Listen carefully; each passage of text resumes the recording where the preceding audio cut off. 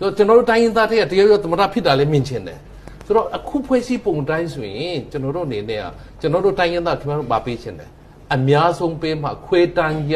နော်ဘာအာဏာမှမရှိတဲ့ဒုတိယသမရပေးမယ်အဲ့ဒါမျိုးကျွန်တော်တို့မလူချင်တော့ဘူးတိုင်းသားတွေအဲ့တဲ့ပူလာလို့ချင်တယ်အာဏာရှိတဲ့သမရလူချင်တာကျွန်တော်တို့လုပ်နိုင်တယ်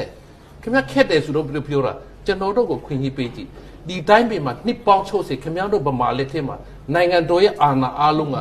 ကင်ထားတယ်ကျွန်တော်တို့တိုင်းရင်းသားကိုတစ်စိတ်ပေးကြည့်ပါကျွန်တော်တို့လုပ်တတ်တယ်ခင်ဗျားတို့ကောင်းဘူးလုပ်မေးမှာ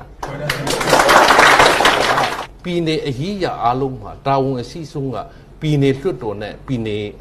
ဘာခေါ်မလဲဝန်ကြီးချုပ်ဖြစ်ပါတယ်နော်ဆိုတော့ပြည်နယ်ကိစ္စသူတို့အားလုံးဆောင်ရွက်လို့ရတယ်စီမံလို့ရတယ်ခံခွေလို့ရတယ်ဒါပေမဲ့ပြည်ထောင်စုကြတော့အဲ့ဒီပြည်နယ်အားလုံးကပေါင်းပြီးတော့ပိုင်ဆိုင်ပြီးတော့ပေါင်းပြီးတော့စီမံခံခွေတာဖြစ်တယ် Federation ဆိုတာကိုပိုင်အုပ်ချုပ်ခြင်းနဲ့စုပေါင်းအုပ်ချုပ်ခြင်းကို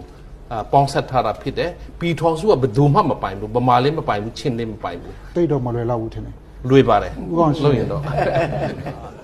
ထောင်စီဖွဲ့စည်းပုံရကမုတ်ကမလှုပ်ထားတာလေများလွန်းလို့ဒါတွေကိုပြင်ဖို့လိုတယ်ဒီလိုပြင်ဖို့တဲ့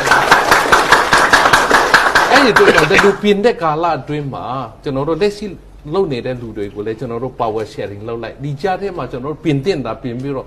ကျွန်တော်ပွန့်ပွန့်လင်းလင်းပဲပြောချင်တာဗျာနှစ်လောက်အတွင်းမှာဒီဖွဲ့စည်းပုံကိုပြင်ပြီးတော့ကျွန်တော်တို့တိုင်းရင်းသား